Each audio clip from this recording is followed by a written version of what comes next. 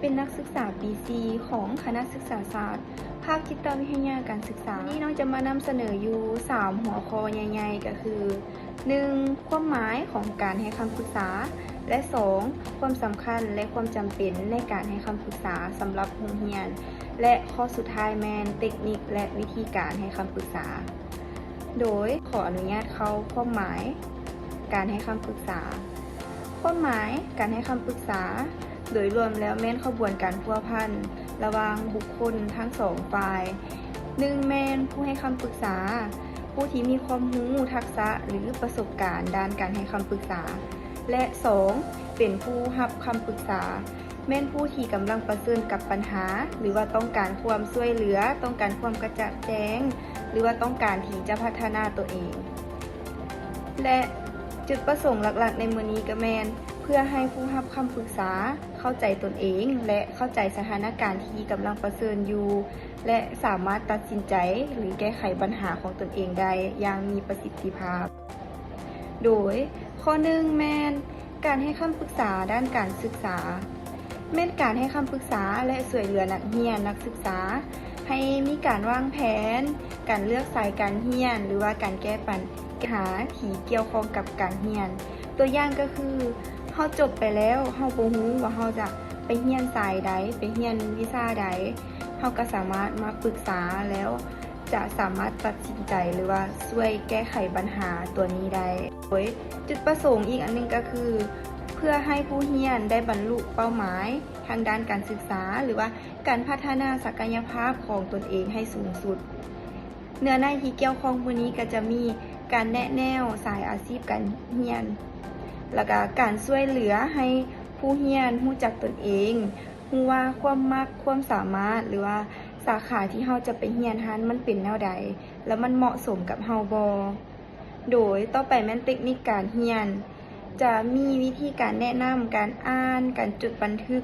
และการจัดการเวลาการเกี่ยมตัวเพื่อสอบเสียงวิชาที่เฮาจะไปเรียนต่อและการแก้ไขปัญหาการเรียนนี่จะเป็นการช่วยเหลือ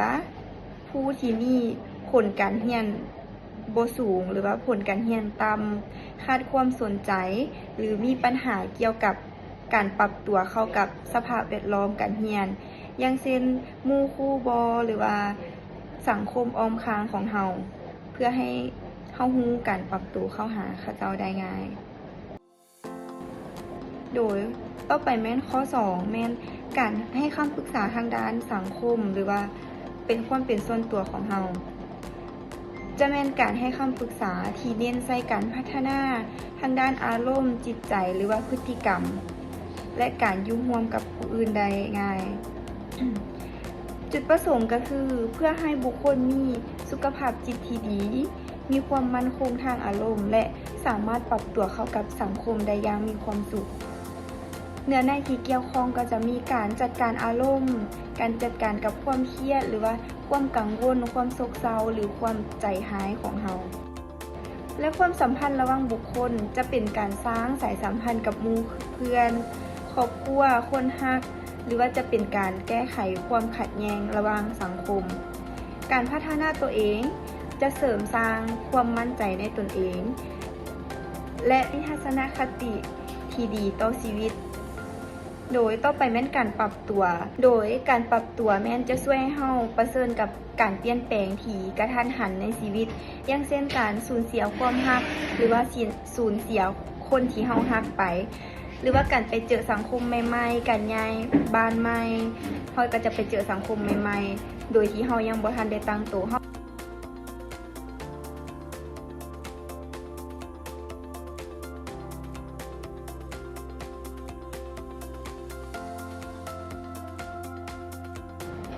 โดยต่อไปแม่น้องจะมานำเสนอหัวข้อต่อจากน้ำฝนหลวงไซเนาะก็คือ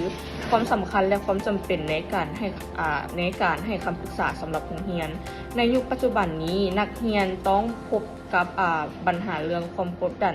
รอบด้านบ่ว่าจะเป็นทั้งเรื่องการเรียนครอบครัวสังคมเทคโนโลยีการใช้ชีวิตทั่วไป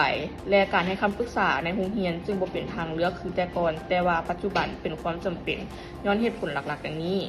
ช่วยป้องกันและแก้ไขปัญหาพฤติกรรมของนักเรียน ก็คือนักเรียนบางจำนวนอาจจะมีความเป็นไปได้ที่จะบ่อยากที่จะมาเรียนหนังสือในวิชาใดหนึ่งเพราะมีความรู้สึกที่ว่าเขาเจ้ารู้สึกบ่ปลอดภัยต่อกับวิชานั้นหรือว่ามีปัญหาส่วนตัวเกี่ยวกับวิชานั้นหรือว่ากับผู้สอนและต่อไปแม่นส่งเสริมผลการเรียนก็คือในจุดนี้ก็คือมันจะช่วยส่งเสริมให้นักเรียนมีผลการเรียนที่ดีขึ้นเนื่องจากว่าการได้ระบายหรือว่าปลดล็อกความรู้สึกที่เขาเจ้ารู้สึกว่าเป็นความรู้สึกที่เขาเจ้าบ่รู้สึกว่ามีคนรอบตัวหรือว่าคนในครอบครัวที่จะช่วยที่ว่ารับฟังเขาเจ้าซึ่งมันจะช่วยให้สนองความรับรู้แล้วก็ให้ช่วยให้เขาเจ้าเรียนรู้ได้ดีขึ้นเนื่องจากว่ารู้สึกว่ามีคนรับฟังและเขาเจ้าได้ระบายสิ่งที่เขาเจ้ารู้สึกอัดอั้นมาโดยตลอดและต่อมาแม่นการพัฒนาการปรับตัวและวุฒิภาวะทางด้านอารมณ์หรือจุดนี้เอิ้นว่า EQ ในส่วนนี้นอกจากในคำปรึกษาแม่นจะช่วยให้นักเรียนมีความเข้าใจว่าตัวเองเป็นคนแนวใดวุฒิภาวะทางด้านอารมณ์ของนักเรียนเองเป็นแนวใดเช่นว่าความอดทนหรือว่าเวลาต้องเจอในสถานการณ์ใดหนึ่งเช่นอาจจะเป็นสถานการณ์ที่เขาเจ้าอึดอัดบ่อยากอยู่บ่อยากเฮ็ดจะช่วยให้เขาเจ้ารับรู้ว่าอารมณ์ทางวุฒิภาวะทางด้านอารมณ์ของเขาเจ้าเป็นแนวใดเขาเจ้าจะสามารถรู้ได้ว่าตนเองจะต้องรับมือกับสถานการณ์แบบนี้แนวใดเนื่องจากว่าวุฒิภาวะทางด้านอารมณ์ที่เขาเจ้ามีเป็นแนวใดโดยที่ว่าเขาเจ้าจะรู้พื้นฐานที่เขาเจ้ามีซึ่งมันจะดีกว่าการที่ว่าเขาเจ้าบ่รู้เลยและต่อมาแม่นกันในแนวอาชีพและการศึกษาต่อตัวนี้แม่นจะช่วยให้นักเรียนค้นพบจุดแข็งของตนเองก็คือเขาเจ้าจะได้รู้ว่าทางด้านอาชีพที่เขาเจ้ามีความสามารถหรือว่าการศึกษาต่อที่เขาเจ้ามีความมักที่เขาเจ้าอยากที่จะเรียนหรือว่าอาชีพที่เขาเจ้าอยากที่จะเฮ็ดในอนาคตมันเหมาะสมกับเขาเจ้าอีหลีแล้วหรือบ่หรือว่าในสิ่งที่เขาเจ้าเลือกนั้นมีอันใดที่ว่าบ่เหมาะสมกับเขาเจ้าเราจะช่วยแนะแนวให้เขาเจ้ารู้ว่าตัวอย่างนักเรียนมีความสามารถในเรื่องวิชาภาษาลาวแต่ว่าบ่ในวิชาคณิตศาสตร์เขาเจ้าจะเฮ็ดผลสิ่งออกมาได้บ่ดีแต่ว่าอยากที่จะเรียนเป็นหมอซึ่งการเรียนหมอต้องได้ใช้พื้นฐานเป็นวิชาคณิตฟิสิกส์เคมีและก็คณิตศาสตร์ประกอบด้วยซึ่งมันที่ในเขาเจ้าต้องได้ใช้ความพยายามขึ้นตื่มโดยที่ว่าเขาจะแนะนำเขาจะแนะแนวให้เขาเจ้ารู้ว่าแนวทางอาชีพและก็การศึกษาต่อของเขาเจ้ากับความสามารถที่เขาเจ้ามีเขาเจ้าต้องปรับปรุงบนใดและต่อมาแม่นเป็นขวดต่อระหว่างโรงเรียนและครอบครัวให้แก่นักเรียนเองก็คือเป็นบ่อนเสื่อมระหว่างความสัมพันธ์ระหว่างโรงเรียนต่อกับตัวนักเรียนและก็โรงเรียนและก็นักเรียนต่อกับครอบครัวก็คือเป็นคนกลางระหว่างบ่อนที่ว่าคือตัวอย่างเวลาโรงเรียนเฮ็ดกิจกรรมหรือว่าเฮ็ดงานอันใดอันหนึงออกมาต้องมีนักเรียนเข้าร่วมซึ่ง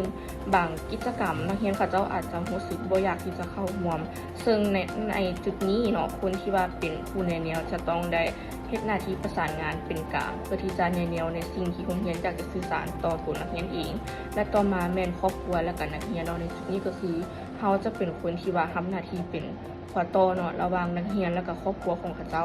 อาจจะเช่นว่านักเรียนมีปัญหาที่ว่าบ่กล้าที่จะปรึกษากับครอบครัวโดยตรงหรือว่าครอบครัวมีเรื่องที่จะอยากสื่อสารกับนักเรียนแต่ว่าถ้าเว้าไปแล้วด้วยความที่มันเป็นคนใกล้ชิดกันซึ่งมันอาจจะให้เกิดปัญหาต่อมาได้อย่างง่ายดายมาก็คือเทคนิคและวิธีการให้คำปรึกษาเป็นเครื่องมือสำหรับผู้ที่ให้คำปรึกษาซึ่งก่อนอื่นเนาะเราต้องได้สร้างความไว้เนื้อเชื่อใจให้แก่ตัวนักเรียนเองก็คือช่วยให้เขาเจ้าเกิดความเข้าใจว่าในการแก้ไขปัญหาของเขาเจ้าเขาเจ้าต้องได้พบเจอกับอย่างแน่โดยที่ว่าเราจะต้องมีเทคนิคการให้คำปรึกษาเฉพาะก็คือข้อที่1เนาะเทคนิคการให้คำปรึกษาโดยที่ว่าเป็นการสร้างสัมพันธภาพก่อนอื่นเนาะมันจะบอกถึงการต้อนรับและก็การแสดงความเป็นมิตรก่อนที่เราจะเข้าไปให้คำปรึกษากับผู้ใดผู้หนึ่งเราต้องแสดงออกก่อนที่ว่าเรายินดีที่จะรับฟังปัญหาของเขาเจ้าและเราต้องแสดงให้เห็นว่าเราเป็นมิตรบนที่ว่าเรารับฟังเขาเจ้าโดยที่ว่าเราบ่ตัดสินสิ่งที่เขาเจ้าเว้ามาจะบ่ถูกเราเอาไปตัดสินหรือว่าไปเว้าในทางที่บ่ดีต่อแน่นอนและต่อมาแม่นการจัดสภาพแวดล้อมก็คือสภาพแวดล้อมในการที่จะขอคำปรึกษาต้องเป็นสภาพแวดล้อมที่มีความเหมาะสมต้องเป็นห้องที่บ่มีคนอื่นอยู่นำต้องมีแต่ผู้ให้คำปรึกษาและก็ผู้ขอคำปรึกษาโดยที่ว่าการที่ว่าขอคำปรึกษาทั้งหมดเนาะแม่นจะต้องได้สำคัญที่สุดก็คือการเก็บรักษาไว้เป็นความลับและต่อมาก็คือข้อที่2เทคนิคการสื่อสารและการฟัง สำหรับผู้ที่ให้คำปรึกษาก็คือสิ่งสำคัญที่สุดก็คือการฟังอย่างตั้งใจก็คือเวลาที่เขาเจ้าเว้าหยังมาเราต้องตั้งใจฟังและเราต้องได้สะท้อนความรู้สึกของเขาเจ้าก็คือเราจะมีการถามคืนเป็นการถามสะท้อนว่าในจุดนี้เจ้ารู้สึกจังซี่แม่นบ่แล้วต่อมาก็คือการทวนความก็คือเราจะทวนในสิ่งที่เขาเจ้าเล่ามาทั้งหมดเราจะทวนจับประเด็นแล้วก็ทวนไปคืนว่าอันนี้เจ้ารู้สึกแบบซี่แม่นบ่ในเรื่องการเรียนตัวนี้วิชาคณิตศาสตร์หรือว่าวิชาภาษาลาวเจ้ารู้สึกบ่ดีกับวิชานี้ย้อนว่าอันนี้แม่นบ่เขาจะมีแต่คำถามคืนแต่ว่าคำถามเขาจะเป็นคำถามปลายเปิดบ่แม่นคำถามที่จะมีแต่แม่นบ่หรือว่าบ่แม่นหรือว่าจะให้เขาเจ้าตอบแต่แม่นกับบ่แม่นเท่านั้นเขาจะเน้นไปที่ให้เขาเจ้าตอบคำถามแบบที่ว่าให้เขาเจ้าได้เว้าต่อมันจะเป็นการตอบคำถามแบบที่ดีกว่าที่ว่าเขาเจ้าตอบแต่แม่นกับบ่แม่นเพราะว่าถ้าเฮ็ดจังซั่นมันจะเป็นการจำกัดความ3ก็คือเทคนิคการวิเคราะห์และการแก้ไขปัญหาการวิเคราะห์และการแก้ไขปัญหาตัวนี้บนที่สำคัญก็คือหลังจากที่เฮาวิเคราะห์แล้วก็หลังจากที่เฮาเห็นปัญหาของเขาเจ้าไปแล้วเนาะเฮาต้องสังเกตเบิ่งว่านักเรียนของเฮาเป็นแนวใดซึ่งเฮาเองก็ต้องได้ให้กำลังใจช่วยให้นักเรียนของเฮาหั่นนะเห็นจุดดีแล้วก็ศักยภาพที่เขาเจ้ามีถึงแม้นว่าเขาเจ้าจะบอกว่าปัญหาของข้อยคือข้อยเรียนวิชาคณิตศาสตร์บ่เก่งแต่ว่าเราต้องเฮ็ดให้เขาเจ้าเห็นจุดดีก็คือเจ้าเรียนวิชานี้บ่เก่งก็จริงแต่ว่าศักยภาพในตัวเจ้าก็คือเจ้าเป็นคนมีความอดทนมีความตั้งใจหรือมีความมักในวิชานี้